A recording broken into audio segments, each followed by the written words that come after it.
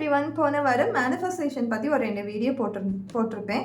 அதனோட கண்டினியூஷனாக the magic அப்படின்ற புத்தகத்தில் மேனிஃபெஸ்டேஷனில் இம்பார்ட்டண்ட்டாக இருக்கக்கூடிய கிராட்டிடியூட் பற்றி நம்ம பார்க்கலாம். கிராட்டிடியூட்னா என்ன அப்படின்னு நம்ம பார்த்தோன்னா பெரிய விஷயம்லாம் கிடையாது.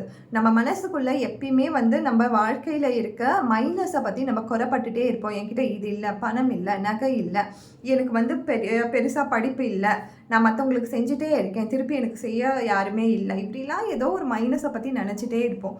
நீங்கள் இப்போ ஒரு பெண்ணும் ஒரு பேப்பரும் எடுத்து உங்கள் லைஃப்பில் இருக்க 10 விஷயங்கள், பாசிட்டிவான விஷயங்களை எழுதுங்க. அந்த எழுதி முடிக்கும் பொழுது உங்களுக்கு புரியும் இந்த யூனிவர்ஸ் எந்த அளவுக்கு அபண்டன்ஸான பிளெஸிங் நம்மளுக்கு கொடுத்துருக்கு, எந்த அளவுக்கு ஒரு நல்ல லைஃப்பை நம்மளுக்கு கொடுத்துருக்கு. எதுவுமே வேண்டாம், பேசிக்காக என்னால் பேச முடியுமா, எஸ் ஆர் நோ, என்னால் கேட்க முடியுமா, எஸ் ஆர் நோ, என்னால் பார்க்க முடியுமா, எஸ் ஆர் நோ, என்னால் நடக்க முடியுமா, எஸ் ஆர் நோ, என்னால் எழுத முடியுமா, என் கையை வச்சு ஏதாவது ஒரு பொருள் எடுக்க முடியுமா, எஸ் ஆர் நோ. இதுக்கு எல்லாத்துக்குமே எஸ் ஆர் நோவா அப்படின்னு கேட்டு நீங்களே டிக் பண்ணிகிட்டே வாங்க. என்னால் ஒரு வேலை செஞ்சு சம்பாதிக்க முடியுமா, எஸ் ஆர் நோ, அதுக்கு நீங்கள் டிக் பண்ணிகிட்டே வாங்க. எனக்கு இன்றைக்கி சாப்பாடு இருக்கா, எஸ் ஆர் நோக்கு டிக் பண்ணுங்க.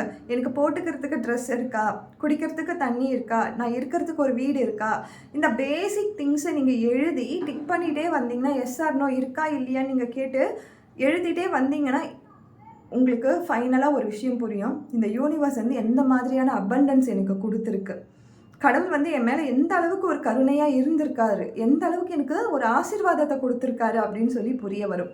நம்ம இதுக்கு மேலே வேணும்னு தான் நம்ம குறைப்பட்டுட்டே இருக்கோமே கட்டி, இதற்குள்ளேயே நான் எந்த அளவுக்கு ஒரு ஹாப்பினஸாக இருக்க முடியும்னு சொல்லி நம்ம என்றைக்குமே நினச்சதே கிடையாது. இருக்கிறத வச்சு செழிப்பாக வாழ்கிறது தானே நம்மளுக்கு ஒரு வாழ்க்கை. இதை மீறி பிரம்மாண்டமாக வாழ்கிறது நம்மளோட முயற்சி, கடவுளோட கருணை. அதுக்கப்புறமா ஆனால் இப்போ இருக்க அந்த கருணையே நம்ம அக்செப்ட் பண்ணாத போது அதுக்கப்புறமா கொடுக்கக்கூடிய கருணையை நோக்கியே நம்ம பயணிக்கணும்னு நினைச்சோன்னா அது எப்படி முடியும்? ஸோ இதுதான் கிராட்டிடியூட் அப்படின்னு சொல்கிறதுக்கான ஒரு சின்ன லைன். ஸோ இதை நான் இந்த சென்டென்ஸை படிக்கும் போது உங்களுக்கு புரியும் கிராட்டிடியூடுன்றது எந்த அளவுக்கு ஒரு பவர்ஃபுல்லான ஒரு டூல் அப்படின்னு சொல்லி மேனிஃபெஸ்டேஷனில். So gratitude can miraculously turn your relationship into joyful and meaningful relationship. No matter what state that are you in, gratitude can miraculously make you more prosperity so that you have the money you need to do that things you want to do.